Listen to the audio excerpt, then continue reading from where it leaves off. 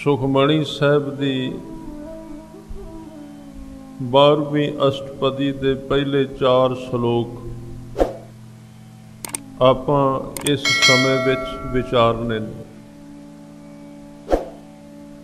सतगुरु सच्चे पातशाह जी ने इस सारे ही 4 अंकां विच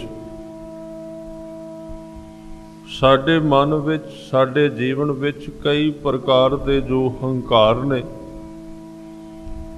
भावें कि हंकार इक्को ही चीज़ है पर यह वख-वख रूपां दे विच प्रगट हुंदा है। जिवें किसी रुख दा बीज एक है पर उहदी टहनी एक नहीं है, ਉਹਦੇ पत्ते एक नहीं, पत्ते भी हज़ारां दी गिनती विच ने और टहनियां भी अनेक हैं।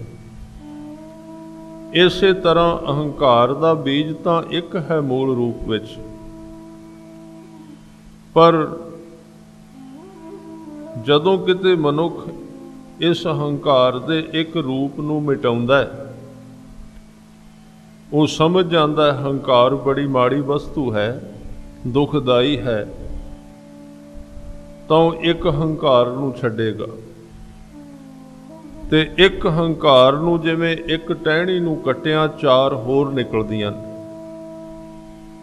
वो 4 होर निकल आउंदियां। एक तरह का हंकार मिटाउंदा है, हंकार होर पासियों काम करना शुरू कर दिंदा। इस नूं बाबा कबीर साहब ने बाणी विच कहा है, कहते ने संसार दी माया, उहदी बहुतात ते उसदा लोभ, उस माया दी पकड़ बड़ी दुखदाई है। जे किसी भागां वाले नूं समझ विच आ गया कि ये धन माया दी बहुतात ते इहदा लोभ दुख देण वाला है, ते वो यतन करदा करदा एक दिन माया नूं छड्ड दिंदा, तज दिंदा, त्याग दिंदा। पर कबीर साहब कहते वेखो, माया का एक रूप छड्डिया ते नाल दूसरे पासे दूसरा रूप उहदे मन विचों प्रगट हो गया। पहला रूप सी माया धन, वो त्याग दिता, घर त्याग दिता, खाना पीना भी इस तरह का त्याग्या जो माया नाल संबंधित सी, अयाशी सी। माया छड्डी ते उहदी थां ते एक होर समस्या खड़ी हो गई, उहनूं कहंदे ने मान। मान आ गया, छड्डण दा मान। डुब्बण दा मान कौन करेगा? डुब्बिया ते गया, वो ते मान हंकार करदे नहीं, जिहड़े तरदे ने हंकार उन्हां विच भी आ जांदा। हंकार संसारी दा छोटा है ते साध संगत धर्मी दा हंकार बहुत वड्डा है, बहुत उहदे विच ज़्यादती है। कबीर साहब ने वचन कीते, कहंदे कबीर माया तजी तो क्या भया। माया दे अर्थ ने संसार दे पदार्थां दा प्रभाव छड्ड दिता, धन नहीं इकट्ठा कीता। माया तजी तो क्या भया, जो मान तजिया नहीं जाए। मान मुनि मुनवर गले, इस मान विच, इस हंकार विच मुनि देवते ते होर कई प्रकार दे लोग सियाणे गल गए। मान मुनि मनवर गले, मान सबै को खाए। इस करके सियाणियां दा एक कौल, एक वचन है, वो कहंदे ने अपमान मनुख नूं बड़ा दुखी करदा है। किसी बंदे नूं अपमान दिता जाए, ਉਹਦੀ ਬੇਇੱਜ਼ਤੀ ਕੀਤੀ ਜਾਏ, ਉਸ ਮਨੁੱਖ ਨੂੰ ਸਤਿਕਾਰ ਨਾ ਮਿਲੇ, ਉਹਨੂੰ ਬੇਸਤਿਕਾਰੀ ਮਿਲੇ। ਆਪਣੀ ਜ਼ਿੰਦਗੀ ਦਾ ਵੀ ਸਾਡਾ ਤਜਰਬਾ ਹੈ, ਸਾਨੂੰ ਕਈ ਵਾਰੀ ਸਤਿਕਾਰ ਨਾ ਮਿਲੇ, ਤੁਸੀਂ ਵੇਖਣਾ ਮਨ ਬੜਾ ਦੁਖੀ ਹੁੰਦਾ। ਉੱਥੇ ਭਾਵੇਂ ਨਹੀਂ ਬੋਲਦੇ ਪਰ ਆਸੇ ਪਾਸੇ ਜਾ ਕੇ ਕਹਿੰਦੇ ਗਿਆ ਸੀ, ਅੱਗੋਂ ਪੁੱਛੇ ਕਿਸੇ ਨੇ, ਅੱਗੋਂ ਸਮਝੇ ਕਿਸੇ ਨੇ। ਤੇ ਕਿਸੇ ਨੇ ਇੱਕ ਬੜਾ ਸੁੰਦਰ ਬਚਨ ਕੀਤਾ, ਕਹਿਣ ਲੱਗੇ ਬੰਦੇ ਨੂੰ ਬੇਸਤਿਕਾਰੀ ਮਿਲੇ ਦੁੱਖ ਉਹਦਾ ਵੀ ਬੜਾ ਹੈ, ਪਰ ਕਹਿੰਦੇ ਬੰਦੇ ਨੂੰ ਸਤਿਕਾਰ ਮਿਲੇ ਜਿੰਨਾ ਦੁੱਖ ਉਹਦਾ ਵੱਡਾ ਬਾਅਦ ਵਿੱਚ ਆਉਂਦਾ ਹੈ, ਉਹਦੀ ਪੀੜਾ ਉਸ ਤੋਂ ਕਿਤੇ ਵੱਧ ਹੈ। ਸਤਿਕਾਰ ਬੰਦੇ ਦਾ ਬੜਾ ਨੁਕਸਾਨ ਕਰਦਾ ਹੈ, ਖਿਆਲ ਰੱਖ। ਨਾ ਕਾਮਯਾਬੀ ਦਾ ਬੜਾ ਵੱਡਾ ਦੁੱਖ ਹੈ ਮਨੁੱਖ ਨੂੰ। ਕਿਸੇ ਕੰਮ ਲਈ ਤੁਰਿਆ, ਕਾਮਯਾਬ ਨਹੀਂ ਹੋਇਆ, ਦੁੱਖ ਬਹੁਤ ਵੱਡਾ ਹੈ। ਪਰ ਉੱਥੇ ਦੁੱਖ ਪ੍ਰਗਟ ਹੋ ਗਿਆ ਤੇ ਖਤਮ ਹੋ ਗਿਆ। ਜਦੋਂ ਕਾਮਯਾਬੀ ਮਿਲੀ, ਇੱਕ ਸਟੈਪ ਉਹਦਾ ਅੱਗੇ ਆ ਗਿਆ।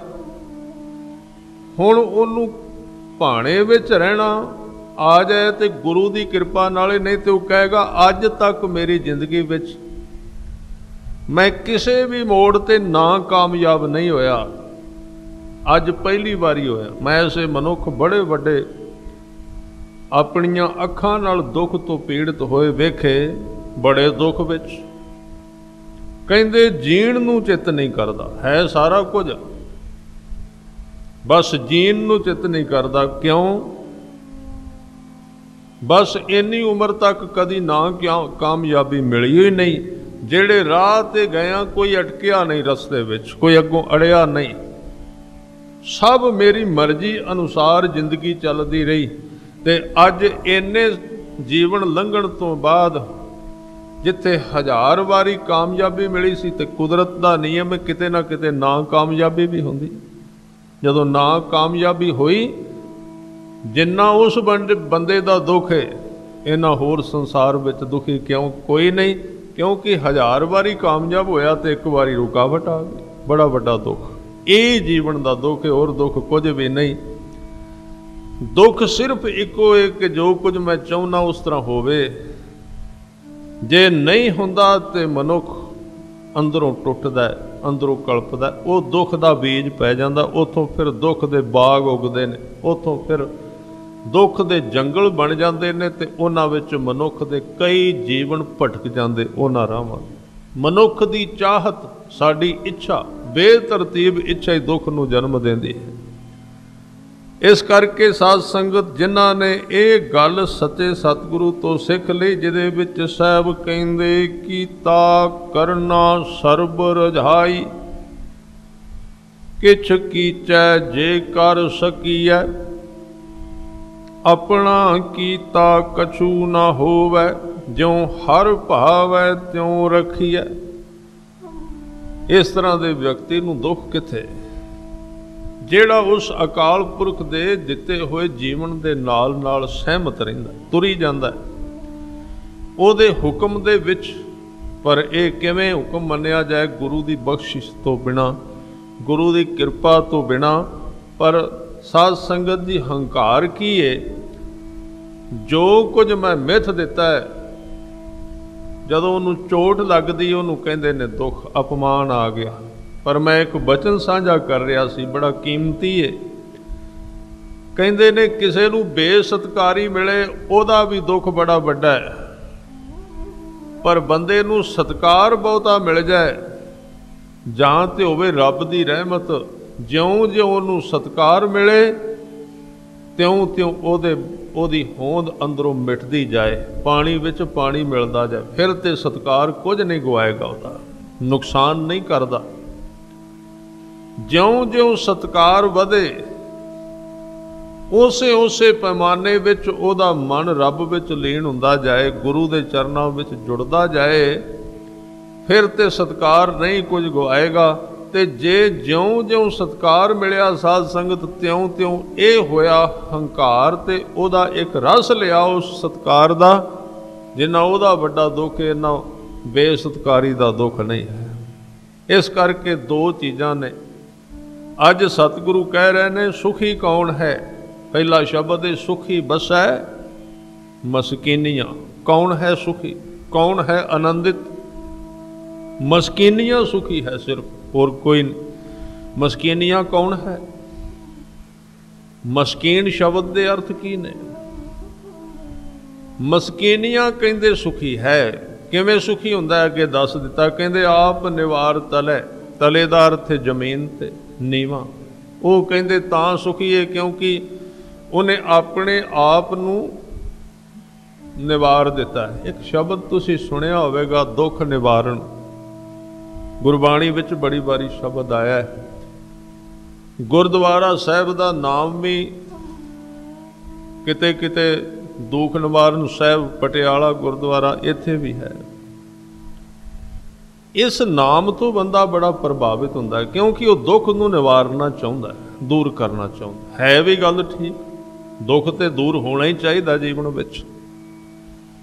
वो दुख दे निवारण तो बड़ा असीं प्रभावित होने आ। सतगुरु कहंदे दुख छड्डना चाहुंदा है ते दुख छुटेगा जदों तू आप निवारण बनेगा, उदों तू दुख निवारण हो जाएगा। आप निवारे मैं मिलै, निवार शब्द बड़ी बारी आया है इत्थे। साहब कहंदे आप निवार तले। असी साध संगत दुख ते निवारना चाहुंदे आ, अपना आप नहीं निवारना चाहुंदे, अपना आप छड्डना नहीं चाहुंदे। जिन्हां ने अपना आप निवारिया, किवें निवारिया? जिहड़े अकाल पुरख दे अगे पानी बन के बह गए, जिन्हां ने अपनी मर्जी गुरु दे हुक्म दे विच ढाल दित्ती, उन्हां मनुखां दा दुख हट गया, वो सुखी हो गए, वो वहण लग पए विच, ਉਹਦੇ ਭਾਣੇ ਵਿੱਚ ਲੀਨ ਹੋ ਗਏ। ਇਹਦੇ ਤੋਂ ਬਗੈਰ ਜਿੰਨੇ ਨੇ ਉਹ ਸਾਰੇ ਦੁਖੀ ਹੈ, ਉਹਨਾਂ ਨੂੰ ਕੋਈ ਸੁਖ ਨਹੀਂ ਦੇ ਸਕਦਾ। ਬੜੀਆਂ ਸਾਡੀਆਂ ਸਾਧ ਸੰਗਤ ਉਪਰਾਲੇ ਨੇ, ਬੜੇ ਸਾਡੇ ਕੋਲ ਤਰੀਕੇ ਨੇ ਸੁਖ ਲੱਭਣ ਦੇ। ਸੰਸਾਰ ਵਿੱਚੋਂ ਅਸੀਂ ਸੰਸਾਰੀ ਤਰੀਕਿਆਂ ਨਾਲ ਸੁਖ ਲੱਭਣੇ ਆ, ਧਰਮ ਵਿੱਚੋਂ ਅਸੀਂ ਧਰਮੀ ਤਰੀਕਿਆਂ ਨਾਲ ਸੁਖ ਲੱਭਣੇ ਆ। ਪਰ ਖਿਆਲ ਕਰਨਾ ਇਹ ਤੇ ਸਿਰਫ ਇੰਨਾ ਕੁ ਹੈ ਸਾਧ ਸੰਗਤ ਜੀ, ਕਿਸੇ ਬੰਦੇ ਨੂੰ ਗਰਮੀ ਲੱਗੀ ਹੋਵੇ, ਪਸੀਨੇ ਨਾਲ ਲੱਥ-ਪੱਥ, ਗਰਮੀ ਤੋਂ ਬਚਣ ਵਾਸਤੇ ਇੱਕ ਪਾਣੀ ਦੀ ਬਾਲਟੀ ਉੱਤੇ ਸਿੱਟ ਲੈਂਦਾ, 1 2 4 ਮਿੰਟਾਂ ਵਾਸਤੇ ਰਾਹਤ ਮਹਿਸੂਸ ਹੁੰਦੀ ਏ, ਲੱਗਦਾ ਗਰਮੀ ਹਟ ਗਈ। ਪਰ ਬ੍ਰਹਿਮੰਡ ਵਿੱਚ, ਮੌਸਮ ਵਿੱਚ, ਆਕਾਸ਼ ਵਿੱਚ ਤੇ ਗਰਮੀ ਵੀ ਪੈਂਦੀ, ਉਹਨੇ ਤਾਂ ਫਿਰ ਘੇਰ ਲੈਣਾ। ਹੁਣ ਨਹਾਤੇ ਸੀ 10 ਮਿੰਟਾਂ ਨੂੰ ਫਿਰ ਉਸੇ ਤਰ੍ਹਾਂ ਜਲਣ, ਕਿਉਂ? ਆਲੇ ਦੁਆਲੇ ਗਰਮੀ ਹੈ। ਸਤਿਗੁਰੂ ਕਹਿੰਦੇ ਨੇ ਇੱਕ ਬਾਲਟੀ ਨਾਲ ਤੇਰਾ ਨਹੀਂ ਸਰਨਾ, ਤੂੰ ਉਸ ਮੌਸਮ ਵਿੱਚ ਰਹਿ ਜਿੱਥੇ ਗਰਮੀ ਹੈ ਹੀ ਨਹੀਂ। ਬੇਗਮਪੁਰਾ ਸ਼ਹਿਰ ਕੋ ਨਾਮ, ਉਸ ਸ਼ਹਿਰ ਦਾ ਨਿਵਾਸੀ ਬਣ ਜਾ, ਉੱਥੇ ਘਰ ਬਣਾ ਆਪਣਾ। ਜੇ ਤੂੰ ਉਹਦੇ ਵਿੱਚ ਨਹੀਂ ਜਾਂਦਾ ਤੇ ਫਿਰ ਤੂੰ ਬਾਲਟੀਆਂ ਉੱਤੇ ਵਗਾ, ਥੋੜੀ ਜੀ ਰਾਹਤ ਮਿਲੇਗੀ, ਫਿਰ ਠੀਕ ਹੋ ਜਾਏਗਾ। ਆਹ ਛੋਟੇ ਛੋਟੇ ਕਰਮ ਜਿਹੜੇ ਅਸੀਂ ਕਰਨੇ ਆ, ਇਹ ਤੇ 1 2 ਮਿੰਟਾਂ ਲਈ ਸਹਾਰਾ ਦਿੰਦੇ ਨੇ, ਕੋਈ ਸ਼ੱਕ ਨਹੀਂ। ਜ਼ਰੂਰ ਸਹਾਰਾ ਮਿਲਦਾ ਹੈ, ਪਰ ਪਰਮਾਨੈਂਟਲੀ ਨਹੀਂ, ਪੱਕਾ ਨਹੀਂ। ਜਿਹੜੇ ਧਾਰਮਿਕ ਇਸ ਤਰ੍ਹਾਂ ਦੇ ਕਰਮ ਨੇ, ਖਿਆਲ ਰੱਖਣਾ, ਮਾਇਆ ਦਿੱਤੀ ਜੇਬ ਵਿੱਚੋਂ, ਛਬੀਲ ਲਾ ਦਿੱਤੀ, ਮਾਇਆ ਦਿੱਤੀ ਜੇਬ ਵਿੱਚੋਂ, ਪੱਖਾ ਲਵਾ ਦਿੱਤਾ। ਇਹ ਕੰਮ ਬੜੇ ਚੰਗੇ ਨੇ, ਕਰਨੇ ਚਾਹੀਦੇ ਨੇ। ਚਲੋ ਬੰਦੇ ਦੇ ਪੂਰਨੇ ਤੇ ਪੈਣ ਨਾ ਜ਼ਿੰਦਗੀ ਵਿੱਚ। ਮਾਇਆ ਦਿੱਤੀ, ਮਕਾਨ ਬਣਵਾ ਦਿੱਤਾ ਕਿਸੇ ਦਾ, ਕਿਸੇ ਨੂੰ ਦਵਾਈ ਦਵਾ ਦਿੱਤੀ, ਕਿਸੇ ਨੂੰ ਕੱਪੜਾ ਦਵਾ ਦਿੱਤਾ, ਕਿਸੇ ਦੀ ਬੱਚੀ ਦਾ ਵਿਆਹ ਕਰ ਦਿੱਤਾ, ਕਿਤੇ ਪਾਠ ਕਰਵਾ ਦਿੱਤਾ। ਕਰਮ ਬੜੇ ਚੰਗੇ ਨੇ, ਪਰ ਸਾਧ ਸੰਗਤ ਜੀ ਇਹ ਕੰਮ ਸਿਰਫ ਇਸ ਤਰ੍ਹਾਂ ਦੇ ਨੇ, ਬੰਦੇ ਨੂੰ ਦਰਦ ਹੁੰਦੀ ਹੋਵੇ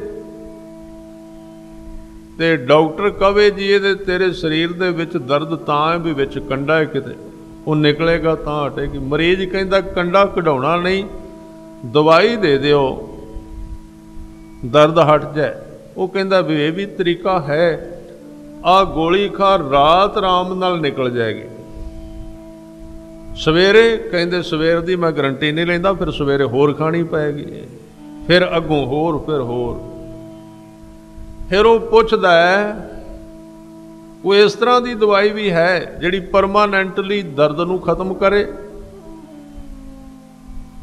ਤਾਂ ਕਹਿੰਦੇ ਉਹ ਵੀ ਹੈ। 2 ਹੀ ਤਰੀਕੇ ਨੇ, ਜਾਂ ਤੇ ਕੋਈ ਦਵਾਈ ਇਸ ਤਰ੍ਹਾਂ ਦੀ ਲੰਬੀ ਖਾਣੀ ਪਏਗੀ ਵੀ ਤੇਰਾ ਉਹ ਕੰਡਾ ਵਿੱਚ ਹੀ ਖਤਮ ਹੋ ਜਾਏ, ਤੇ ਜਾਂ ਉਹਨੂੰ ਕੱਢਣਾ ਪਏਗਾ।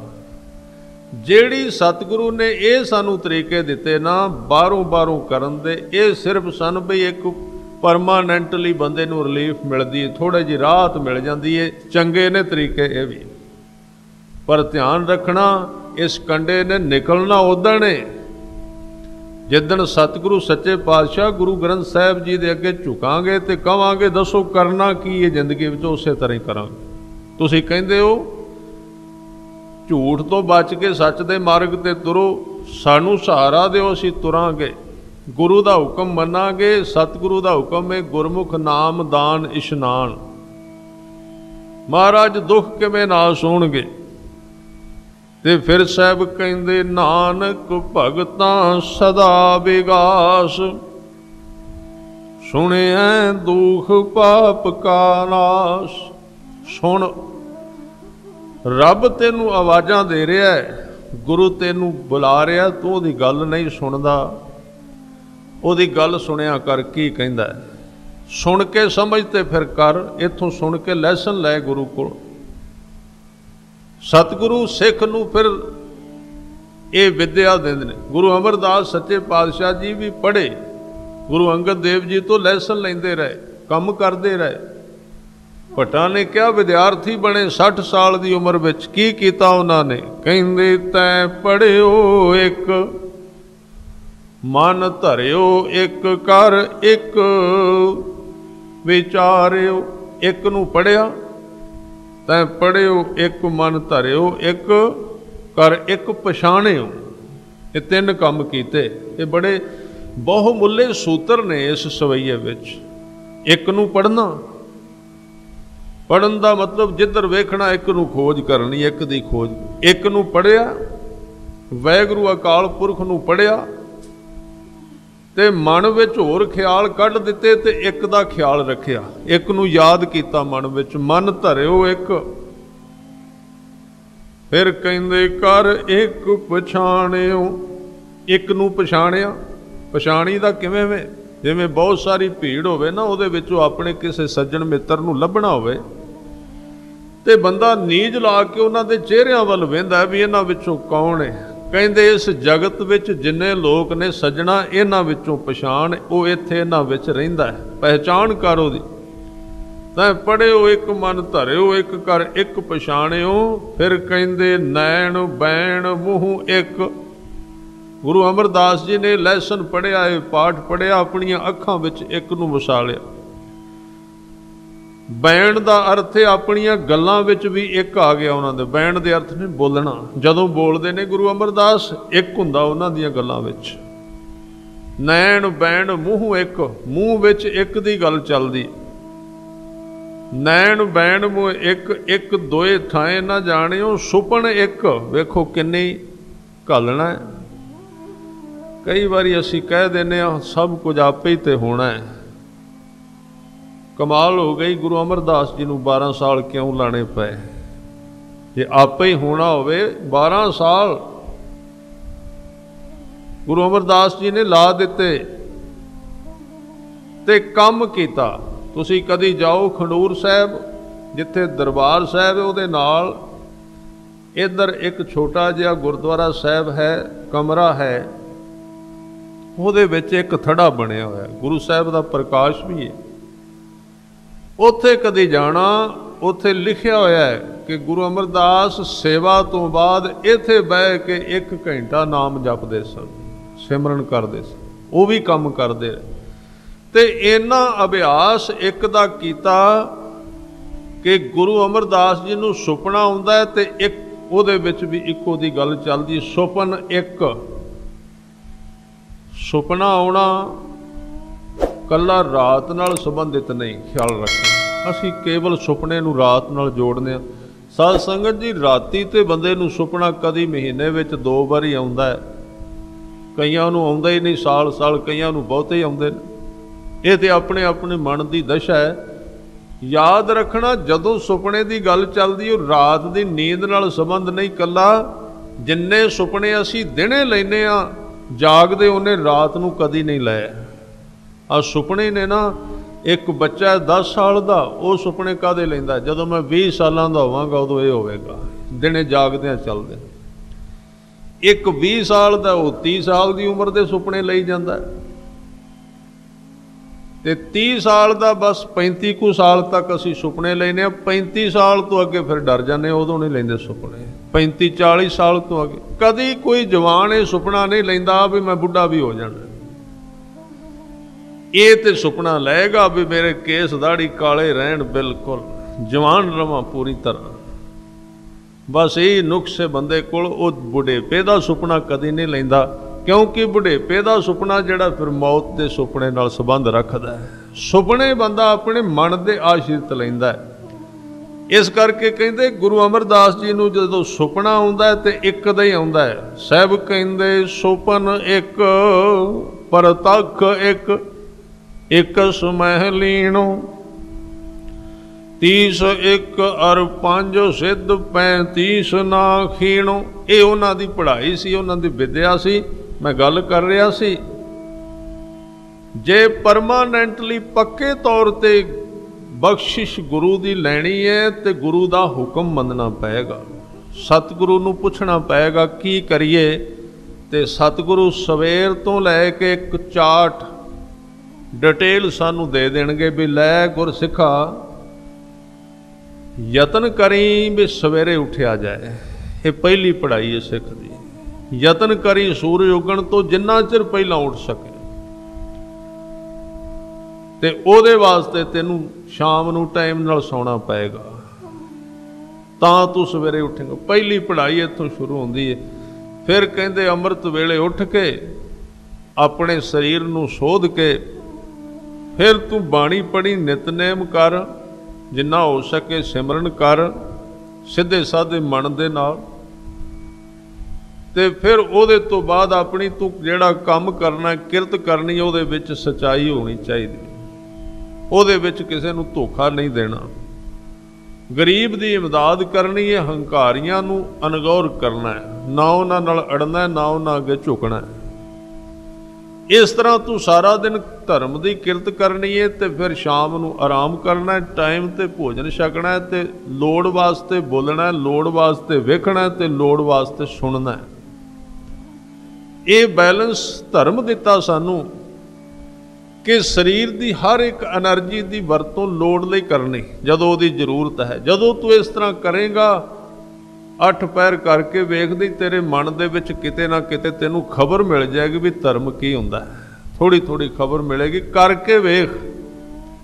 ये करांगे तो फिर साध संगत जी परमानेंटली किरपा होएगी पक्के तौर पर। ये हुण साडी मर्जी है, साडी आदत है गोलियां खाण दी, खाई जाने। एक गोली खाधी एक दिन लंघ गया, दूजी खाधी दूजा दिन लंघ गया। सतगुरु ने कहा तेनू पक्के तौर ते इस राह ते प्रवान होने वास्ते गुरु दे अगे अपना जीवन सौंप दे। फिर तेनू केवल इस शरीर की गल नहीं, सतगुरु सच्चे पातशाह ते सुख की जिम्मेवारी परलोक की भी लैंदे ने, कली इत्थों दी नहीं। साल का सुख नहीं, महीने का नहीं, इस दुनिया का नहीं, इस शरीर तक सीमित नहीं। सतगुरु कहते जदों छड्ड के अगे आएगा ना, उथे भी तेनू सुख देंगा। आ एक बेड़ी वाहण वाला सज्जन सी, उहदी बेड़ी विच नाम जपण वाले गुरमुख प्यारे सिख संगत गुरु गोबिंद सिंह जी दे जदों दर्शन करन जांदी सी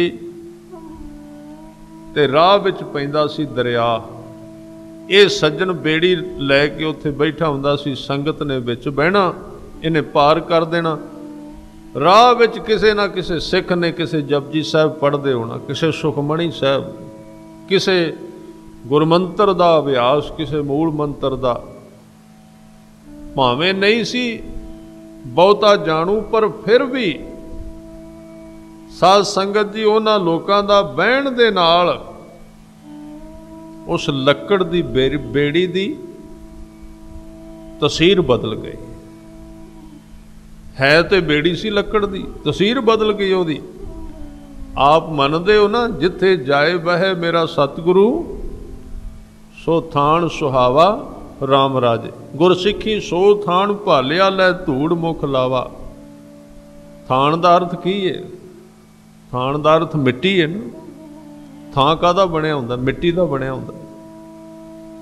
मिट्टी बोलदी ते नहीं, मिट्टी सुनदी ते नहीं, तुरदी ते नहीं, पर नाम का असर ते कबूल करदी है ना। गुरबाणी कह रही है उस बेड़ी ने भी तरंगा खिंच लियां नाम जपण वाले शरीरां दियां। ये मलाह कदी कदी कला बेड़ी विच बहिंदा है ना, जदों कोई ग्राहक नहीं सी आउंदा ਜਦੋਂ ਉੱਥੇ ਬਹਿੰਦਾ ਹੈ ਤੇ ਜਿਹੜੀ ਚੀਜ਼ ਸਿੱਖੀ ਨਹੀਂ ਸੀ ਨਾ, ਜਿਹਨੂੰ ਕਹਿੰਦੇ ਨੇ ਧਿਆਨ ਲੱਗਣਾ, ਇਕਾਗਰ ਹੋਣਾ, ਸ਼ਾਂਤ ਹੋਣਾ, ਕਦੀ ਕਦੀ ਇਹ ਸਜਦਾ ਮਲਾ ਆਪਣੀ ਬੇੜੀ ਵਿੱਚ ਬਹਿੰਦਾ, ਜਦੋਂ ਗਾਹਕ ਕੋਈ ਨਹੀਂ ਹੁੰਦਾ ਤੇ ਇਹਨੂੰ ਇੰਜ ਲੱਗਦਾ ਵੀ ਜੁੜ ਗਿਆ ਜੀਵਨ ਸਾਰਾ, ਕਿਤੇ ਇਕਾਗਰ ਹੋ ਗਿਆ, ਹੈਰਾਨ ਹੋ ਜਾਂਦਾ ਇਹ ਕੀ ਹੈ। ਤੁਸੀਂ ਕਹੋਗੇ ਉਹਨੇ ਸਿੱਖਿਆ ਹੋਏਗਾ ਕਿਤੇ। ਮੈਂ ਇੱਕ ਬੇਨਤੀ ਕਰਾਂ, ਜ਼ਿੰਦਗੀ ਵਿੱਚ ਬਹੁਤ ਸਾਰੀਆਂ ਐਸੀਆਂ ਚੀਜ਼ਾਂ ਨੇ ਜੋ ਸਿੱਖਣੀਆਂ ਨਹੀਂ ਪੈਂਦੀਆਂ। ਜੇ ਕਿਤੇ ਬੰਦਾ ਸੁਰ ਹੋ ਜਾਵੇ, ਕੁਦਰਤ ਉਹਨੂੰ ਆਪ ਰਾਹ ਦਿੰਦੀ ਹੈ। ਖਿਆਲ ਰੱਖਣਾ। ਮੈਂ ਇੱਕ ਛੋਟੀ ਜਿਹੀ ਉਦਾਹਰਨ ਦਿਆਂ। ਹੁਣੇ ਬੱਚੇ ਨੇ ਜਨਮ ਲਿਆ ਹੈ, ਅਜੇ ਅੱਖਾਂ ਵੀ ਬੰਦ ਨੇ। ਕਿੰਨੇ ਉਹਨੂੰ ਸਿਖਾਇਆ ਹੈ ਵੀ ਤੈਨੂੰ ਭੁੱਖ ਲੱਗੀ ਹੈ, ਮੂੰਹ ਖੋਲ ਤੇ ਦੁੱਧ ਪੀ ਲੈ? ਕਿੰਨੇ ਦੱਸਿਆ ਉਹਨੂੰ? ਆਪਣੇ ਆਪ ਕੌਣ ਦੱਸ ਰਿਹਾ? ਸਿੱਖਣ ਤੋਂ ਬਿਨਾਂ ਹੋਇਆ। ਸਿੱਖਣ ਤੋਂ ਬਿਨਾਂ ਤੇ ਮੂੰਹ ਨਹੀਂ ਖੋਲ ਸਕਦਾ। ਕੌਣ ਹੈ ਉਹਨੂੰ ਦੱਸਣ ਵਾਲਾ? ਨਾ ਉਹਨੂੰ ਇਹ ਪਤਾ ਮੈਂ ਕਿਹੜੀ ਦੁਨੀਆ ਵਿੱਚ ਆਇਆ, ਮੇਰੀ ਮਾਂ ਕੌਣ ਹੈ, ਮੇਰਾ ਪਿਤਾ ਕੌਣ ਹੈ, ਮੈਂ ਕਿਹੜੀ ਕੌਮ ਵਿੱਚ ਜਨਮਿਆ, ਮੈਂ ਕੌਣ ਆ, ਇਹ ਵੀ ਪਤਾ ਨਹੀਂ। ਅੱਖਾਂ ਬੰਦ ਨੇ ਤੇ ਮੂੰਹ ਮਾਰਦਾ, ਦੁੱਧ ਲੱਭਦਾ। ਕਿੰਨੇ ਦੱਸਿਆ? ਉਹਨੇ ਹੀ ਦੱਸਿਆ ਜਿਹਨੂੰ ਗੁਰੂ ਸਾਹਿਬ ਕਹਿੰਦੇ ਨੇ ਹੁਕਮੀ ਹੋਵਣ ਆਕਾਰ। ਹੁਕਮ ਨੇ ਦੱਸਿਆ, ਉਹਦੇ ਅੰਦਰ ਹੀ ਬੈਠਾ ਹੋਇਆ। ਉਹਨੇ ਪਹਿਲਾਂ ਅੱਗੋਂ ਉਹਨੂੰ ਪਹਿਲੀ ਵਾਰੀ ਸੁਚੇਤ ਕੀਤਾ, ਦੁੱਧ ਪੀ। ਜੇ ਕਿਤੇ ਬੰਦੇ ਨੂੰ ਉਹ ਚੀਜ਼ ਅੱਜ ਲੱਭ ਜਾਏ ਜਿਹੜੀ ਬੱਚੇ ਨੂੰ ਪ੍ਰੇਰਦੀ ਹੈ, ਦੁੱਧ ਪੀ, ਬੰਦਾ ਅੱਜ ਹੀ ਬ੍ਰਹਮ ਗਿਆਨੀ ਹੈ। ਹੋਰ ਬ੍ਰਹਮ ਗਿਆਨੀ ਕੌਣ ਹੁੰਦਾ ਹੈ? ਬ੍ਰਹਮ ਗਿਆਨੀ ਵਿੱਚ ਤੇ ਸਾਡੇ ਵਿੱਚ ਫਰਕ ਕੀ ਹੈ?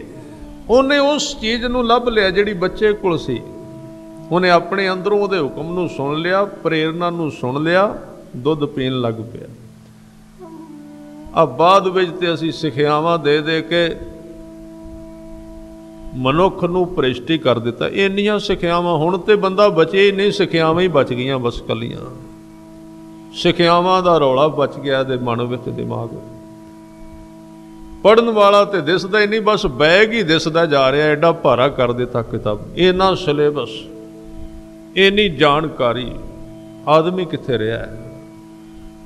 ਆਦਮੀ ਤੇ ਵਿੱਚੋਂ ਖਤਮ ਹੀ ਹੋ ਗਿਆ। ਜਾਂ ਪਦਾਰਥਾਂ ਵਿੱਚ ਦੇ ਭਾਰ ਥੱਲੇ ਆ ਗਿਆ, ਜਾਂ ਵਿਦਿਆ ਦੇ ਭਾਰ ਥੱਲੇ ਆ ਗਿਆ। ਹੋਰ ਇਹਦੇ ਕੋਲ ਕੀ ਰਹਿ ਗਿਆ?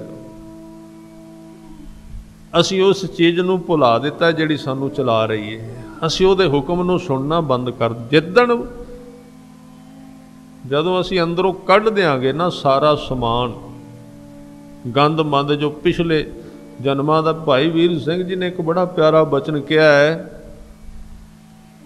ਕਹਿੰਦੇ ਇੱਕ ਦਿਨ ਮੈਂ ਸਿਆਣਿਆਂ ਦੀ ਸਭਾ ਵਿੱਚ ਗਿਆ ਤੇ ਉੱਥੇ ਗੁਣਾਂ ਦੀ ਚਰਚਾ ਚੱਲ ਰਹੀ ਸੀ, ਚੰਗੇ ਕੰਮਾਂ ਦੀ। ਮੈਂ ਵੀ ਕਹਿੰਦੇ 5-4 ਗੁਣ ਸੁਣ ਲੈ, ਸੱਚ ਬੋਲਣਾ ਚਾਹੀਦਾ, ਚੰਗੇ ਚੰਗੇ ਕੰਮ ਸਿੱਖ ਲੈ। ਗੁਣ ਸਿੱਖੇ ਉਹਨਾਂ ਚੋਂ।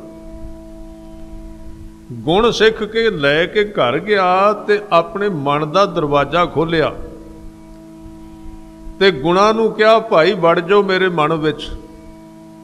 ਕਹਿੰਦੇ ਜਦੋਂ ਦਰਵਾਜ਼ਾ ਖੋਲ੍ਹਿਆ ਨਾ ਤੇ ਅੱਗੋਂ ਆਵਾਜ਼ ਆਈ ਅਵਗੁਣਾਂ ਦੀ। ਉਹਨੇ ਕਿਹਾ ਵੀਰ ਸਿੰਘਾ ਇਹਨਾਂ ਨੂੰ ਤੇ ਅੱਜ ਲੈ ਕੇ ਆਇਆ ਹੈ, ਅਸੀਂ ਕਈ ਜਨਮਾਂ ਤੋਂ ਬੈਠੇ ਹੋਏ, ਐਡੀ ਛੇਤੀ ਨਹੀਂ ਛੱਡਦੇ ਤੇਰੇ ਅੰਦਰ। ਇਹ ਤੇ ਹੁਣ ਲੈ ਆਇਆ ਤੂੰ, 1 ਘੰਟੇ ਵਿੱਚ ਲੈ ਕੇ ਆਇਆ। ਤੈਨੂੰ ਪਤਾ ਵੀ ਅਸੀਂ ਕਦੋਂ ਦੇ ਬੈਠੇ ਹੋਏ ਆ ਇੱਥੇ, ਪੁਰਾਣੇ ਆ ਬੜੇ, ਇਹ ਨਹੀਂ ਛੇਤੀ ਛੱਡਣ ਵਾਲੇ ਨਹੀਂ। ਅਸੀਂ ਰੱਬ ਕੋਲੋਂ, ਗੁਰੂ ਕੋਲੋਂ ਨਾਮ ਤੇ ਵਿੱਚ ਪਾਉਣਾ ਚਾਹੁੰਦੇ ਆ। ਜਿਹੜਾ ਗੰਦ ਵਿੱਚ ਇਕੱਠਾ ਕੀਤਾ ਉਹਨੂੰ ਛੱਡਣ ਲਈ ਤਿਆਰ ਨਹੀਂ। ਉਹ ਤੇ ਉੱਥੇ ਹੀ ਹੈ। ਗੰਦ ਕਿੱਥੇ ਅਸੀਂ ਛੱਡਨੇ? ਅਸੀਂ ਆਪਣੀਆਂ ਧਾਰਨਾਵਾਂ, ਆਪਣੇ ਬਣਾਏ ਹੋਏ ਮਨੋਕਲਪਿਤ ਵਿਚਾਰ, ਉਹਨੂੰ ਅਸੀਂ ਕਿੱਥੇ ਛੱਡਾਂਗੇ? ਤੇ ਸਤਿਗੁਰੂ ਦਾ ਬੜਾ ਪਿਆਰਾ ਬਚਨ ਨੇ, ਕਹਿੰਦੇ ਨੇ ਵਸਤੂ ਅੰਦਰ ਵਸਤ ਸਮਾਵੈ, ਦੂਜੀ ਹੋਵੇ ਪਾਸ। ਦੂਜੀ ਪਾਸੇ ਹੋਵੇ ਤੇ ਤਾਂ ਵਿੱਚ ਕੁਝ ਪਵੇ। ਉਹਨੂੰ ਛੱਡਣ ਲਈ ਤਿਆਰ ਨਹੀਂ। ਤੇ ਉੱਤੋਂ ਕਹਿੰਦੇ ਆ ਵੀ ਆਹ ਵੀ ਥੋੜਾ ਜਿਹਾ ਲੇਬਲ ਲਾ ਹੀ ਲਈਏ, ਫਿਰ ਬਾਰ-ਬਾਰ ਰਹਿ ਜਾਂਦਾ ਹੈ। ਇਸ ਕਰਕੇ ਸੰਸਾਰ ਵਿੱਚ ਧਰਮ ਜਿਹੜਾ ਉਹ ਬੰਦੇ ਦੀ ਪਰਿਕਰਮਾ ਕਰਦਾ ਤੇ ਸੰਸਾਰ ਮਨ ਵਿੱਚ ਰਹਿੰਦਾ। ਗੁਰੂ ਸਾਹਿਬ ਨੇ ਕਿਹਾ ਸੀ ਨਹੀਂ, ਧਰਮ ਹੋਵੇ ਤੇਰੇ ਮਨ ਵਿੱਚ ਤੇ ਸੰਸਾਰ ਬਾਹਰ ਪਰਿਕਰਮਾ ਕਰੇ, ਗੱਲ ਫੱਬ ਜਾਏਗੀ। ਮੀਰੀ ਤੇ ਪੀਰੀ ਦਾ ਕਨਸੈਪਟ ਦੇ ਦਿੱਤਾ। मेरी ते पीरी। मैं इस गल ते हैरान होना, मेरी समझ विच आया भी ये मेरी ते पीरी लफ्ज जिवें असीं लिखने आ, कसवट्टी ते पूरा नहीं उतरदा, ठीक नहीं है। ख्याल करना, विचार कर लेना, मैं फैसला नहीं दे रहा क्योंकि ये चलदा मेरी पीरी। विचार कर लेना भी ये ठीक है कि नहीं। असीं लिखिया मेरी पीरी, गुरु साहब ने क्या है, मेरी पीरी नहीं, पहला पीरी ते फिर मेरी। शब्द होना चाहिए पीरी ते मेरी, क्योंकि दूजे पासे असीं शब्द वरतने आ, इधर मेरी ते पीरी कह देने आ, उधर साध संगत धर्म ते राजनीति कह देने आ। धर्म शब्द पहला क्यों, राजनीति बाद विच क्यों? क्योंकि राजनीति बाद पिछे रवे, धर्म अगे रवे। इसे तरह पीरी पहला चाहिए ते मेरी बाद विच। पर असी करिए भी की, हुण लिखना ठीक ही लगता है, क्योंकि मेरी पहले नंबर ते आ गई, पीरी ते बाद विच। पीरी नूं कौन पुछदा है? मेरी पहले नंबर ते। बंदे कोल माया होनी चाहिए, चार बंदे राजनीतिक उन्होंने जानने चाहिए ने, भावें खोते ते शेर दी खल पाई होवे, बस ठीक है। विच गधा क्यों ना होवे, कोई गल नहीं। शेर दी खल होवे, बस ठीक है। इस तरह कहंदे ये सतगुरु ने बचन कीते, अंदर रब दा प्यार ते बाहर रवे जगत दा प्यार, कोई हर्ज नहीं। ते सतगुरु गुरु अर्जन देव पातशाह जी दे चार पदे आपां विचारांगे, समा सीमित है। कहंदे मान अहंकार किन्नी तरह दा, अगे सारे चार पदियां विच गिणनगे, आप जी ध्यान विच रखना। इन्नी व्याख्या अहंकार दी शायद किते लगातार मिले गुरु ग्रंथ साहिब जी दे विच, जो इन्हां पदियां विच है लगातार। क्योंकि इन्हां दे विच हंकार दे बदलते हुए कपड़ियां दा वर्णन किया गया, भी वो किवें कपड़े बदल बदल के आउंदा है, पता नहीं लगता। सीरीयल चलदा होवे, इक्को ही बंदा जिहड़ा पार्ट्स करदा उहदे विच कपड़े ही वखरे ने, की पता कपड़े होर पा लवे, बंदा उही होवे। बोतल बदल जाए ते शराब विचली उही होवे, उहदे नाल कोई फर्क नहीं पैंदा, बोतल उही रवे। हंकार बदल जाते ने। हंकार कदी कदी चंगे चंगे निमरता दे वस्त्र पहन लेंदे ने। कई बारी वड्डे वड्डे बगियाड़ उन्हां दे घुरने विच भेडां दी खल पई हुंदी है, लोड़ पैण ते पा लैंदे ने, फिर ला दिंदे ने। इस तरह सतगुरु इत्थे वखरे वखरे कहंदे, जे सुख लैना है ते तू मस्कीनिया हो जा। सुखी बस है मस्कीनिया।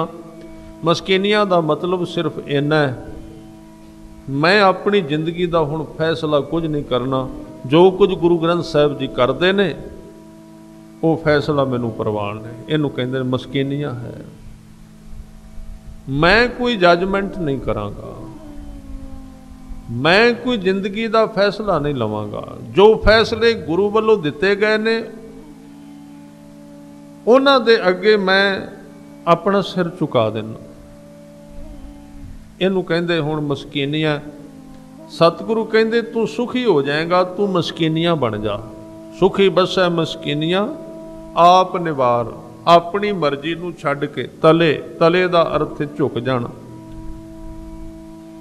दूसरे पासे जिथे असी अहंकारी रहने उत्थे की वरतदा है, कहंदे बड़े बड़े अहंकारिया नानक गर्भ गले। गर्भ दे विच हंकार दे विच वार वार जन्मां विच पै के गल गए। मैं एक वचन साझा कीता सी, बंदे दी बेसत्कारी होवे एक बारी दुख देंदी है, सत्कार बहुता होने तो बाद बेसत्कारी होवे दुख बड़ा वध जाता है, बहुत ज़्यादा दुख। कोई बंदा 1 फुट तो डिगे 60 कुछ भी नहीं, 5 फुट तो डिगे 60 थोड़ी जी वध जाएगी, 10 तो डिगे होर, 20 तो डिगया फिर ते दर्द बहुत ज़्यादा होंदी है। सत्कार बहुता हो जाए जे तो झुकाव उन्ना बनया रहे तो सुख देगा, नहीं तो जिन्ना दुख सत्कार देंदा है इन्नी बेसत्कारी दुख नहीं देंदी। बेसत्कारी तो बंदे नूं राह दिखा देंदी है, होश आ जाती आदमी ओदियां साध संगत जी पट्टियां खुल जांदियां ने। बंदा मेहनत कर, आप जी हैरान होवोगे उन्ना ही बंदियां ने संसार विच मेहनत कीती है, काम कीता हर एक खेतर विच। वेख लो जिन्हां दी जिंदगी दे पहले हिस्से विच बेसत्कारी मिली उन्हां नूं। बेसत्कारी कामयाबी दा बीज है। आदमी दे मन दे विच एक शक्ति पई हुई है जो उन्ना चिर नहीं जागदी जिन्ना चिर उन्हें बेसत्कारी दा चोट नहीं लगती। वो जागेगी फिर कहेगा मैं अपनी जिंदगी दे विच इन्ना करना है भी मैं बोलना नहीं, मैं बन के विखा देना, मैं जवाब दे देना। ध्रुव भगत क्यों बने आप जी जानते हो। मैं एक दिन शायद पहला भी बेनती की सी, जे ध्रुव आया सी अपने पिता की गोद विच बैठा सी, जिहड़ी मतरेई मां सी, जे उन्होंने तरस आ जाता ध्रुव ते भी चलो है तो दूजी राणी का पुत्र बेचारा बच्चा है, कोई गल नहीं बहन दिओ। जे तरस आ जाता, जे उहदे सिर ते हथ फेर देंदी, पलोस देंदी, सत्कार मिल जाता, ध्रुव कित्थे ब्रह्म ज्ञानी बनना सी। उत्थे ही बस उन्हें कहना सी, राज मिल जाना सी कुछ ना कुछ, ध्रुव ने उत्थे रह जाना सी। सत्कार नहीं मिलिया, बेसत्कारी मिली। मां ने बाहों फड़ के खिंच के बाहर भगाया। बेसत्कारी मिली। बेसत्कारी ने ध्रुव दी उस केंद्र दे उत्ते चोट मार दी जिहड़ी साडे सारियां दे विच है। असी डरने आ इन्हां चीज़ों तो, असी घबरा जाने, दुखी हो जाने।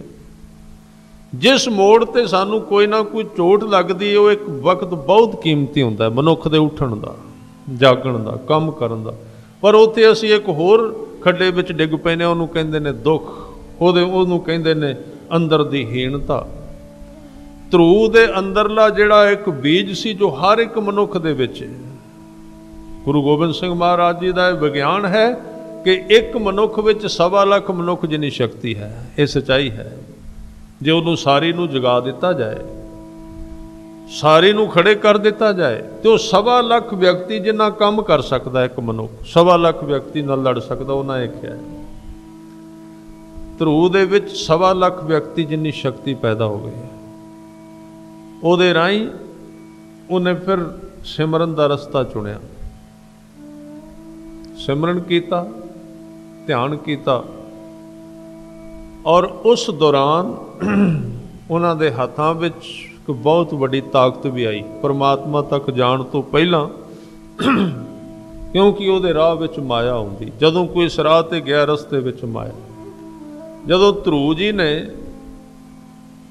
बड़ी ही जबरदस्त तरीके नाल तपस्या की, खड़े होके शरीर नूं सथिल कर दिता, तो उन्हां दे हत्थां विच एक शक्ति आ गई। वो शक्ति सी श्वास शक्ति। उन्होंने वेख्या कि मेरा श्वास सारे ब्रह्मंड के जीवां दे श्वास नाल मिल के चल रहा है। उन्हें थोड़ा जिहा रोकिया अपना श्वास, क्योंकि जिहड़े इस तरह के लोग ने श्वास रोक लेंदे किन्ना किन्ना। जदों उन्होंने उस ब्रह्मंड के सारे जीवां नाल मिला के श्वास रोकिया तो सारिਆਂ ਦੇ श्वास रोकन लग पे, सारे भज दौड़ मच गई। एक ही हो गया, पर उन्होंने छड़ दिता। उत्थे जिहड़ा ब्रह्म ज्ञानी जुड़िया उहदे विच इन्नी शक्ति है, वो संसार के हर एक जीव नूं कंट्रोल कर सकता अपने, पर वो चीज़ वखरी है, दूर दी है। पर उन्होंने इनू त्याग दिता। ये रस्ता गलत सी, ये ताकत का इस्तेमाल सी। इनू छड्ड के फिर रब के चरणों में लीन हो गए। उतों फिर राज मिलिया, उन्होंने प्राप्ति हुई, परमात्मा के दर ते प्रवान हो गए। इस करके उस निमरता विच, उस अपमान विच उन्होंने ये राह मिलिया। आप निवार तले जिहड़े हंकारी ने वो गर्भ विच गल गए। इस तो अगे सारे ही सारी तरह के अहंकार इस अष्टपदी दे विच वार-वार गिने गए हैं। हजूर कहंदे जिस कै अंतर राज अभिमान, सो नरक पाती होवत सुवान। जे रब वालों बख्शिश होई ते राज की प्राप्ति हो गई। राज के अर्थ ने शक्ति बड़ी, किसी चीज़ की कमी नहीं, माया की कोई कमी नहीं, मकाना की कोई कमी नहीं, सवारियां की कोई कमी नहीं, ताकत बड़ी आ गई। पहला गुरुद्वारे नंगे पैर जा जा के कई कुछ कर करके माया लई, हुण माया लई ते हुण नितनेम का भी समा नहीं बचदा। हस गया मनुख ਜਿਹੜਾ इस धन का अभिमान करता है, जिहदे अंदर राज का अभिमान है। गुरु अर्जन देव जी कहते ने वो मनुख नरक दे विच भी कुत्ता बनता है। नरक पाती होवत सुमान, यानी कि उन्हों नरक दे कुत्ता बनन की एक सजा है। इत्थे कह रहे ये पहली तरह का अहंकार है, धन का अहंकार। फिर कहंदे जो जानै मैं जो बनवंत, सो होवत विष्टा काजंत। जो जानै मूँहों नहीं कहंदा, सिर्फ अंदर अंदर जानदा रहिंदा है। जानै दा अर्थ इस एहसास विच रहिंदा मेरे विच बड़ा जोबन है, मेरे विच बड़ी जवानी है। तकरीबन 15 साल तो लैके 30-35 साल तक 20 साल तो बंदे दे इसे काम विच ही गवाच जाते हैं। बस उन्होंने इस दुनिया ते होर कोई चीज़ दिसदी नहीं शीशे तो बिना, उहदे अगे समा गवा देंदे। जिहड़ा इस चीज़ नूं जानदा रहिंदा, जिहड़ा इस देह दे बनतर दे उत्ते टिकिया रहिंदा है। गुरु अर्जन देव सच्चे पातशाह जी कहंदे जिहड़ा अपने जोबन जवानी दा ते सुंदरता दा मान करदा है, वो मनुख गंदगी दा कीड़ा बनदा है। इउं समझो भी वो गंदगी का कीड़ा है। हजूर कहंदे आपस को कर्मवंत कहावै, जन्म मरै बहु जून परमावै। अपने आप नूं बहुत वड्डे चंगे कर्म करन वाला मन लैंदा, अपने मन विच सोचदा कि मैं बहुत चंगे काम कीते ने संसार विच। चंगे कर्मां दा अहंकार वो किहड़ी दशा विच, ये हंकार नाल की मिलदा, कई जन्म मिलणगे, कई जन्म वार वार चंगे कर्म कीते, पिछे वासना सी, जे ते कर्म चंगे कीते वासना कोई नहीं सी, एक परोपकार दे तहत फिर तो कर्म चंगे सन, पर कर्म कीते कादे वास्ते, वासना तहत कीते। उहदे करके वार वार जूना विच, वार वार दुखां विच भरमण करना पैंदा है। हजूर कहंदे धन भूम का जो करे गुमान, सो मूर्ख अंधा अज्ञान। जिहड़ा मनुख धन और भूमि दा अर्थ है जमीन, मनुख जिहड़ा जमीन दे अहंकार विच, गुमान विच, इस भरम विच जिउंदा है, वो महामूर्ख मनुख, उहदी अकल अंधी है ते अज्ञानी है, मूर्खता दे नाल भरिया होया। हजूर कहंदे कर किरपा जिसकै हिरदै गरीबी बसावै। जिहदे उत्ते एक गुरु किरपा करदा है कि उन्होंने इस तरह की जिंदगी बख्शदा है, उहदे अंदर निमरता टिक जाए। गरीबी, वैसे धर्म का भांडा ही निमरता है, तो बिना धर्म अंदर टिकदे नहीं। धर्म महंगा नहीं, भांडा महंगा धर्म का ख्याल। धर्म तो है ही पहले, धर्म की कोई कमी नहीं संसार विच। धर्म इन्ना महंगा नहीं जिन्ना भांडा महंगा जिहदे विच उहनूं पाउणा है। धर्म का भांडा है निमरता। भांडा हुंदा नहीं, धर्म आउंदा ते चला जांदा। टिके किवें? वो किवें टिकेगा धर्म? इस करके जिहदे उत्ते किरपा करे, सब तो पहला उहनूं भांडा देंदा निमरता दा, गरीबी बसावै, उहदे हिरदे विच गरीबी दी दात बख्शिश कर देंदा है। ऐसा मनुख नानक इहां मुकत आगै सुख पावै। वो मनुख इत्थे भी मुकत ते अगे अगे भाव शरीर दे जाण तो बाद फिर भी मुक्त है। दोवां लोकां विच उहनूं सुख दी प्राप्ति हुंदी है। हजूर कहंदे धनवंता होए कर गर्बावै, तृण समान कछ संग ना जावै। ਜਿਹੜੇ ਧਨਵੰਤ ਲੋਕ ਸਾਡੇ ਸਾਹਮਣੇ ਸਨ ਉਹ ਚਲੇ ਗਏ, ਧਨ ਇੱਥੇ ਹੀ ਪਿਆ ਹੋਇਆ ਹੈ, ਕਿਉਂਕਿ ਉਹ ਨਾਲ ਕੋਈ ਲੈ ਕੇ ਆਇਆ ਨਹੀਂ ਸੀ। ਜਦੋਂ ਵਾਪਸ ਮੁੜੇ ਧਨ ਦਾ ਹੰਕਾਰ ਕਰਦੇ ਰਹੇ, ਪਰ ਕਹਿੰਦੇ ਇੱਕ ਤ੍ਰਿਣ ਦਾ ਅਰਥ ਹੈ ਸੁੱਕਾ ਘਾਹ, ਸੁੱਕੇ ਘਾਹ ਦਾ ਇੱਕ ਤੀਲਾ ਵੀ ਨਾਲ ਨਹੀਂ। ਤੁਸੀਂ ਵੇਖਿਆ ਹੋਵੇਗਾ ਕਿਤੇ ਕਿਤੇ ਰਿਵਾਜ ਚੱਲਦੇ ਨੇ, ਕਿਸੇ ਬੰਦੇ ਦਾ ਸੰਸਕਾਰ ਹੁੰਦਾ ਹੋਵੇ ਤੇ ਲੋਕ ਉੱਥੋਂ ਆਲੇ ਦੁਆਲੇ ਛੋਟਾ ਜਿਹਾ ਤੀਲਾ ਜਿਹਾ ਫੜ ਕੇ ਉਹਨੂੰ ਤੋੜ ਕੇ ਨਾ ਵਿੱਚ ਵਗਾ ਦਿੰਦੇ ਨੇ ਅੱਗ ਦੇ। ਕਿਤੇ ਕਿਤੇ ਹੁਣ ਇਹ ਬੰਦ ਹੁੰਦਾ ਜਾਂਦਾ, ਇਹ ਵਕਤੀ ਤੌਰ ਤੇ ਰਿਵਾਜ ਹੁੰਦੇ ਨੇ। ਮੈਂ ਵੀ ਕਈ ਥਾਵਾਂ ਤੇ ਵੇਖਿਆ ਸੁੱਕਾ ਘਾਹ ਤੋੜ ਕੇ ਤੀਲਾ ਵਗਾ ਦੇਣਾ। ਸਾਰਿਆਂ ਨੇ ਵਗਾਇਆ। ਮੈਂ ਪੁੱਛਿਆ, ਮੈਂ ਕਿ ਕੀ ਕਾਰਨ? ਕਹਿੰਦੇ ਤਾਂ ਤੋੜਿਆ ਵੀ ਇਹਨੂੰ ਕਹਿ ਦਿੱਤਾ ਅੱਜ ਤੋਂ ਬਾਅਦ ਤੇਰੇ ਨਾਲ ਸਾਡਾ ਕੋਈ ਸੰਬੰਧ ਨਹੀਂ। ਉਹਨਾਂ ਨੇ ਵੀ ਵਗਾਇਆ ਜਿਹੜੇ ਰੋ ਵੀ ਰਹੇ ਸਨ। ਮੈਂ ਕਿਹਾ ਵੀ ਗੱਲ ਸਮਝ ਨਹੀਂ ਆਉਂਦੀ, ਨਾਲੇ ਤੇ ਸੰਬੰਧ ਤੋੜਦੇ ਹੋ ਤੇ ਨਾਲੇ ਕਹਿੰਦੇ ਹੋ ਇਹਦੇ ਨਾਲ ਸਾਡਾ ਕੋਈ ਸੰਬੰਧ ਨਹੀਂ। ਇਹਨੂੰ ਕਹਿੰਦੇ ਨੇ ਤੀਲਾ ਤੋੜ ਦੇਣਾ, ਸੰਬੰਧ ਤੋੜ ਦੇਣਾ। ਹੈ ਸੰਸਾਰ ਦਾ ਸੰਬੰਧ ਸੁੱਕੇ ਤੀਲੇ ਵਾਲੇ। ਅਸਲ ਵਿੱਚ ਗੱਲ ਇਹ ਸੀ, ਸਿਆਣਿਆਂ ਨੇ ਤੀਲਾ ਤੋੜਨਾ ਕਿਤੇ ਤਾਂ ਸ਼ੁਰੂ ਕੀਤਾ ਹੋਣਾ ਵੀ ਨਾਲ ਤੇ ਇੱਕ ਤੀਲਾ ਵੀ ਨਹੀਂ ਲੈ ਕੇ ਗਿਆ। ਦੂਜਿਆਂ ਨੂੰ ਸਮਝ ਆ ਜਾਏ ਜਦੋਂ ਕੋਈ ਕੰਮ ਸ਼ੁਰੂ ਹੁੰਦਾ ਹੈ ਨਾ, ਉਦੋਂ ਗਲਤ ਨਹੀਂ ਹੁੰਦਾ, ਖਿਆਲ ਰੱਖੋ। ਜਦੋਂ ਚਸ਼ਮਾ ਪਹਾੜਾਂ ਵਿੱਚੋਂ ਫੁੱਟਦਾ ਉਦੋਂ ਮੈਲਾ ਨਹੀਂ ਹੁੰਦਾ। ਜਿਉਂ-ਜਿਉਂ ਅਗਾਂ ਪਿੰਡਾਂ ਨਗਰਾਂ ਵਿੱਚੋਂ ਲੰਘਦਾ ਉਹਦੇ ਵਿੱਚ ਲੋਕ ਮਿੱਟੀ ਪਾ ਦਿੰਦੇ ਨੇ, ਮੈਲਾ ਹੋ ਜਾਂਦਾ। ਕਿਸੇ ਸਿਆਣੇ ਬੰਦੇ ਨੇ ਕਿਸੇ ਦੇ ਸੰਸਕਾਰ ਦੇ ਵਕਤ ਤੀਲਾ ਸਿੱਟਿਆ ਹੋਵੇਗਾ ਤੇ ਨਾਲ ਦਿਆਂ ਨੂੰ ਸਮਝਾਇਆ ਹੋਵੇਗਾ, ਭਾਈ ਵੇਖੋ ਆ ਜਿਹਦਾ ਸੰਸਕਾਰ ਹੁੰਦਾ ਹੈ ਇੱਕ ਤੀਲਾ ਵੀ ਨਾਲ ਲੈ ਕੇ ਨਹੀਂ ਜਾਏਗਾ, ਕੁਝ ਨਹੀਂ, ਤਾਂ ਕਿ ਦੂਜਿਆਂ ਨੂੰ ਸਮਝ ਆ ਜਾਏ ਵੀ ਤੁਸੀਂ ਇਸ ਧਨ ਪਿੱਛੇ ਕਿੰਨੇ ਪਾਪ ਕਮਾ ਰਹੇ ਹੋ। ਪਰ ਸਮਾਂ ਪਾ ਕੇ ਉਹ ਰਿਵਾਜ ਬਣ ਗਿਆ। ਹੁਣ ਬੜੀਆਂ ਮਨਮਤਾਂ ਕਈ ਕੁਝ ਚੱਲਦਾ। ਤਾਂ ਇੱਥੇ ਕਹਿ ਰਹੇ ਨੇ ਤ੍ਰਿਣ ਸਮਾਨ ਕਛ ਸੰਗ ਨਾ ਜਾਵੇ। ਫਿਰ ਕਹਿੰਦੇ ਬਹੁ ਲਸ਼ਕਰ ਮਾਨੁਖ ਉਪਰ ਕਰੇ ਆਸ, ਫਲ ਪੀਤਰ ਤਾਂ ਕਾ ਹੋਏ ਵਿਨਾਸ਼। ਕਿਸੇ ਮਨੁੱਖ ਦੇ ਕੋਲ ਬਹੁਤ ਸਾਰਾ ਲਸ਼ਕਰ ਹੈ। ਲਸ਼ਕਰ ਦਾ ਮਤਲਬ ਹੈ ਫੌਜ, ਜਾਂ ਉਹਦੇ ਨਾਲ ਚਾਰ ਬੰਦੇ ਤੁਰਦੇ ਨੇ, ਜਿੱਧਰ ਜਾਂਦਾ ਹੈ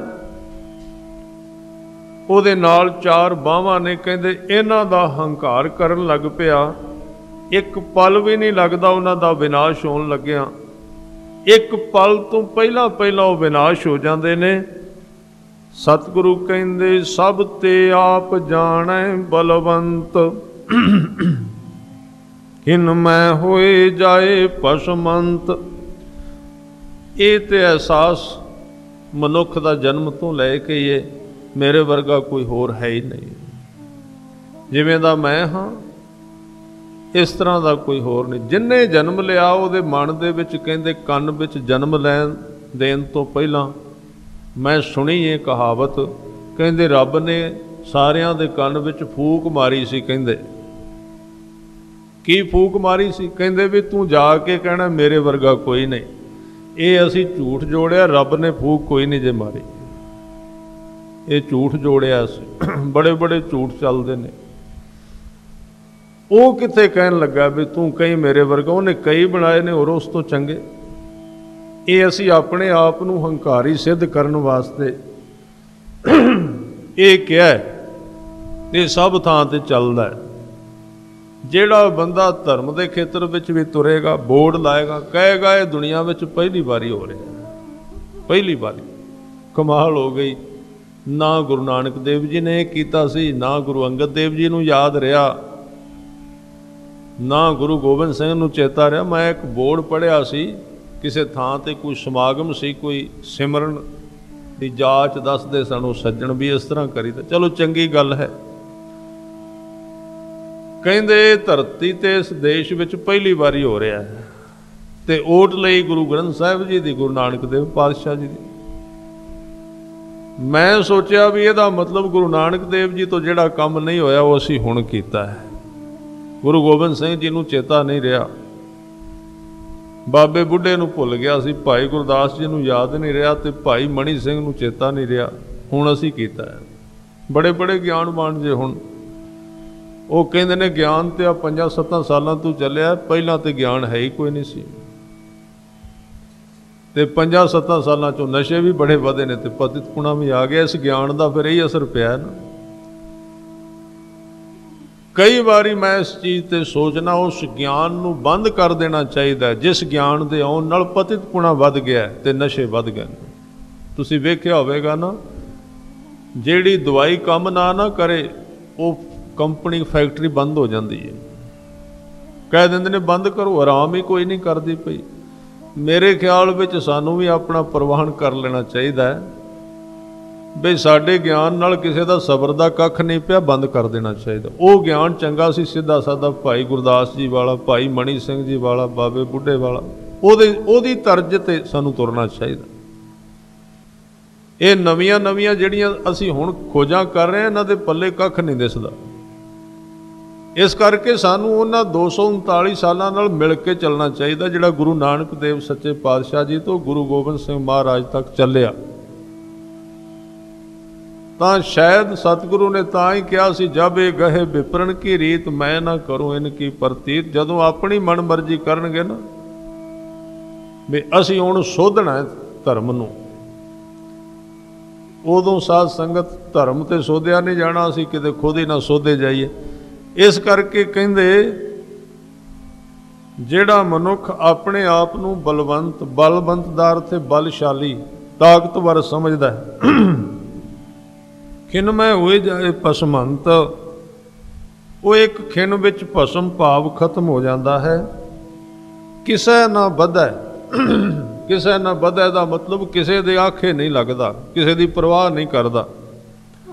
ਆਪ ਅਹੰਕਾਰੀ, ਆਪਣੇ ਹੰਕਾਰ ਵਿੱਚ ਜਿਉਂਦਾ ਹੈ। ਧਰਮ ਰਾਏ ਤਿਸ ਕਰੇ ਖੁਆਰੀ, ਮੌਤ ਉਹਦੀ ਖੁਆਰੀ ਕਰ ਦਿੰਦੀ, ਧਰਮ ਰਾਜ ਉਹਦੀ ਖੁਆਰੀ ਕਰ ਦਿੰਦਾ।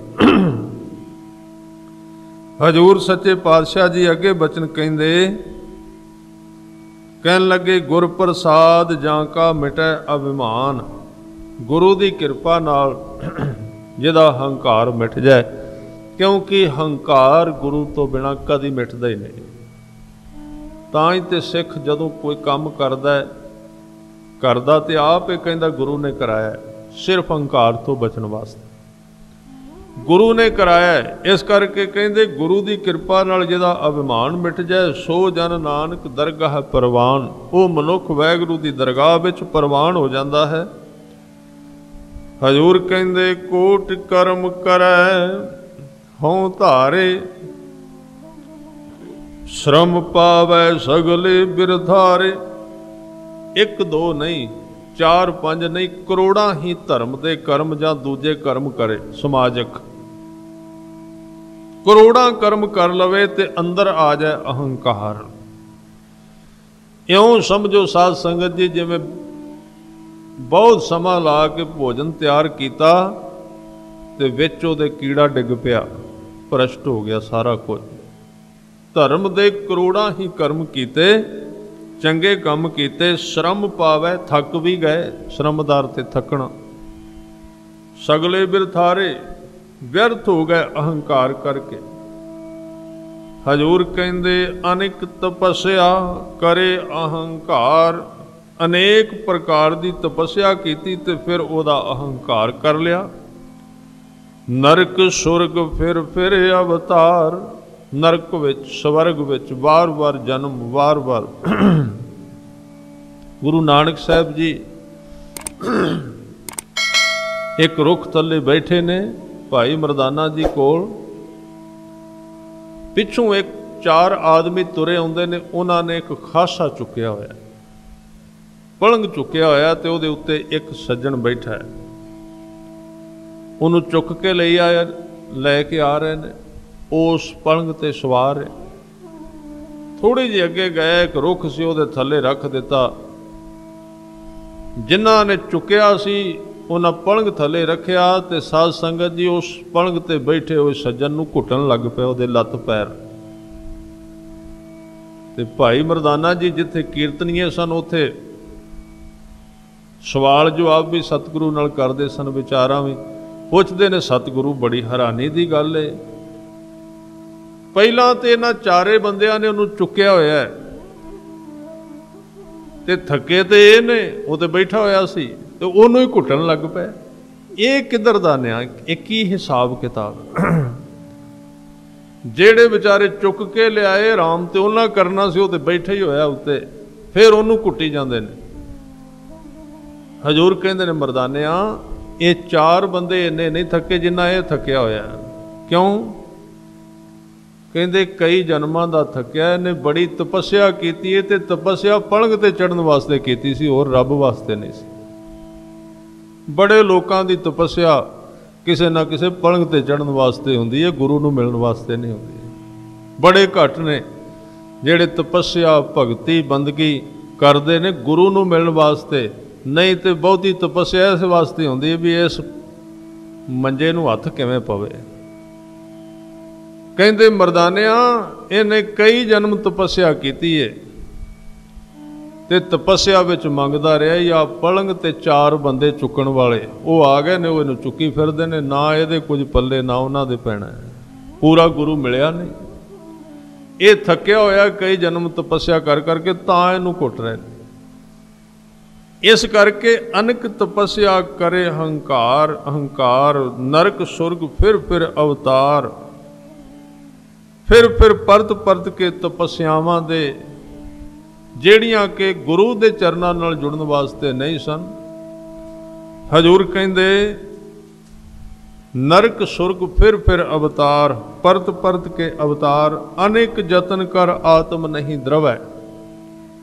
ਅਨੇਕ ਜਨਮ ਕਈ ਪ੍ਰਕਾਰ ਦੇ ਕਰਮ ਕਰ ਕਰਕੇ ਕਹਿੰਦੇ ਆਤਮਾ ਦਰਵਦੀ ਨਹੀਂ, ਭਾਵ ਨਮਰ ਨਹੀਂ ਹੁੰਦੀ, ਨਰਮ ਨਹੀਂ ਹੁੰਦੀ। ਹਜ਼ੂਰ ਕਹਿੰਦੇ ਹਰ ਦਰਗਾਹ ਕੋ ਕੈਸੇ ਗਵੈ।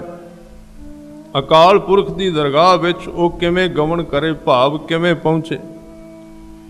ਕਹਿੰਦੇ ਆਪਸ ਕੋ ਜੋ ਭਲਾ ਕਹਾਵੇ।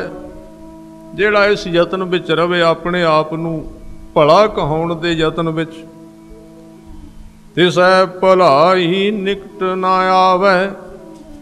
ਭਲਾਈ ਉਹਦੇ ਨੇੜੇ ਨਹੀਂ ਆਉਂਦੀ, ਉਹਦੇ ਨੇੜੇ ਭਲਾਈ ਨਹੀਂ ਆਉਂਦੀ। ਕਹਿੰਦੇ ਸਰਬ ਕੀ ਰੇਨ ਜਾਂ ਕਾ ਮਨ ਹੋਏ।